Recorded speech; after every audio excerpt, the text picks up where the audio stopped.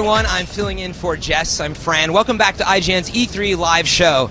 Up now, we're going to take a look at the newest game from the guys at Splash Damage. They made Quake Wars, if you didn't know.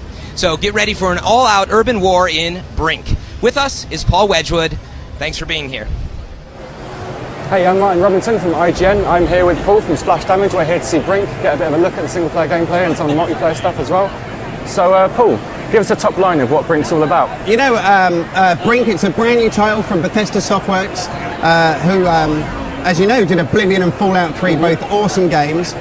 Designed and developed by my studio, Splash Damage, over in London, England. Yep. It's a shooter, first and foremost, and it takes place on the Ark, which is this immense artificial floating city, built at sea, really as part of a contemporary green vision. So in our universe, you know, it's just off the coast of San Francisco, and it's towed out to the middle of the Pacific. And around 2020, things start to go wrong. They lose contact with the rest of the Earth. There's no passing ships, no planes flying overhead. Really, it just becomes a huge challenge for them to make contact with anybody from the outside world. And then refugees start arriving from nearby atolls that have been flooded. So there's this real belief that, you know, basically the rising Earth's oceans have caused the loss of contact with the rest of the Earth, but nobody knows for sure. Yep. As a player, you come into the game around 2045, and now resources are running really low, and it's become the focus of this isolated and horrific conflict, really between competing social factions. So you've got the resistance, who represent the refugees, and the security, who represent the founders, and essentially it's on the brink of all-out civil war. And you've obviously got quite a big character customization thing in there. Can you explain some of the character customization tools in there? Yeah, sure. I mean, one of the things about the game is that we're really keen to blur the lines between offline and online gaming. Yep. What we do is that, essentially, irrespective of whether you choose to play the game, you know, single player, cooperative or competitively, you advance your same in-game character. So you earn experience points for all of the missions that you complete. When you play as part of a coordinated squad, you take on a combat role that suits your preferred playing style. So you could be an engineer, you know, playing a support role, putting down defense turrets, planting landmines. If you've got a great aim, you could be a soldier on the front line, pulling off like cracking mid-air headshots and planting heavy explosive charges. But all of your successes earn you experience points, and you can spend them on these cool outfit upgrades and modifications. So we've created a great new 3D interface. It really lets you kind of drill in and modify your character. You can zoom in on the face and change like facial scarring, facial hair, the tint of your skin, add face masks. You can go into like your customization and choose different outfits, change their textures and colors, and just create a really unique look for your character. On top of that, we also have an ability system. Yep. The idea behind the ability system is really straightforward. If you want, you can run and gun and just treat it like that style of game, but you can also specialize in combat roles and buy loads of cool abilities that allow you to, you know, play with cool items, gadgets, tools and stuff. And then on top of that, we also have a new weapon modification system. And the goal behind this is straightforward. You should be able to drill in on any useful component of a weapon and add scopes, red dot sights, you know, stick silencers on it, maybe things like muzzle brakes that reduce the spread, add a front grip so it doesn't recoil as much, maybe even add a magazine so you can have extended magazines for the hardcore, you know, that like to use like burst fire mode down the middle of the scope, or things like big John Dillinger style drum magazines for people like my dad who really just spray and pray. So with the character customization as well, am I right in thinking that if you build a slightly heavier character, they're going to be able to take a bit more damage or be a bit slower? Yeah, we have 3 different body types that you can play as. You can be a big guy who's less agile, but he's able to use half a dozen really unique weapons, big miniguns, grenade launchers, that kind of thing.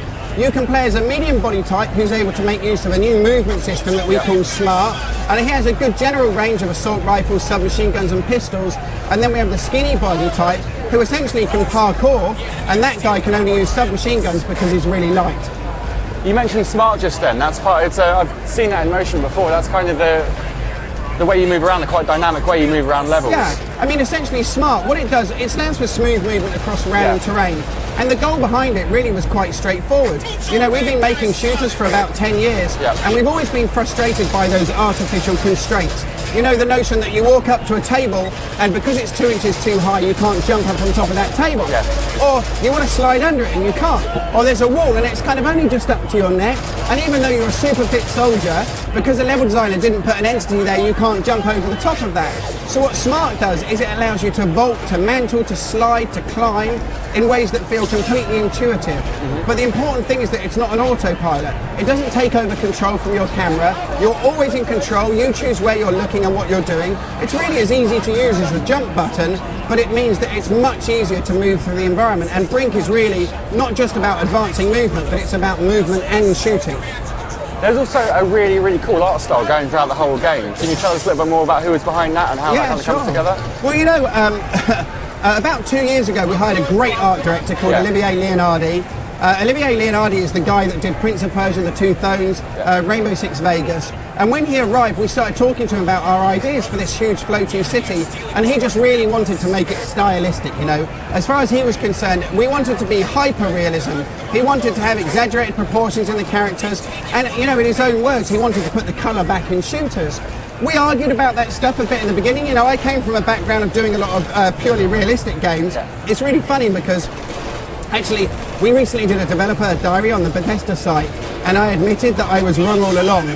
So Steve Gaffney, our studio director, printed that out on a big sheet of A3 paper, stuck it on the back of Olivier's screen. So if you walk through our development floor, Olivier, our art director, has a big sign, and it just says, "I was wrong all along, Paul Wedgwood," and then the date I said it on the dev diary. But it's so true. It's such a refreshing thing to play through a shooter, you know, where you can vault over railings, you can slide, you can mantle. There's loads of contrast between light and shadows, loads of colour in the levels and stuff as well. And that's one of the things we're showing at E3, you know, we're showing a brand new level.